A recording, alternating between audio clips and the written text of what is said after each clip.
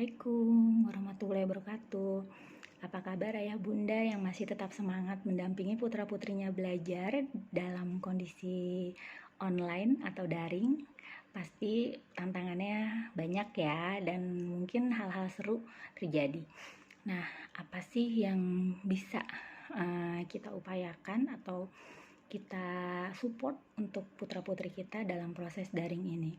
Mungkin yang pertama, kita perlu memahami dulu nih apa yang jadi istilah atau pengertian dari belajar itu sendiri.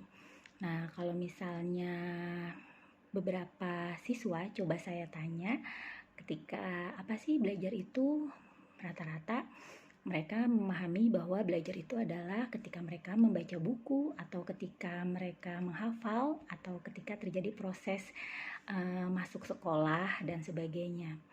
Nah, itu bukan sesuatu kesalahan, hanya saja ternyata konteks belajar itu jauh lebih luas.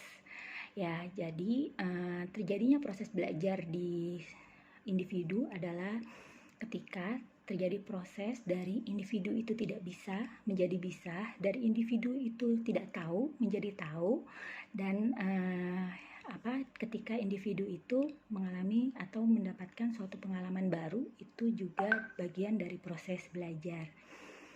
Nah, jadi untuk kita beradaptasi di generasi saat ini, tentunya proses belajar tidak hanya terfokus pada saat individu atau ananda hanya dalam memegang buku atau dalam proses harus berada di kamar mencoret-coret sesuatu, tidak seperti itu, tapi lebih ke experience-nya atau pengalaman yang mereka alami hingga akhirnya terjadi proses tersebut, dari mereka tidak tahu menjadi tahu, dari mereka tidak bisa menjadi bisa, dan dari proses ketika mereka bisa memahami manfaat dari apa yang mereka dapatkan dari experience tersebut.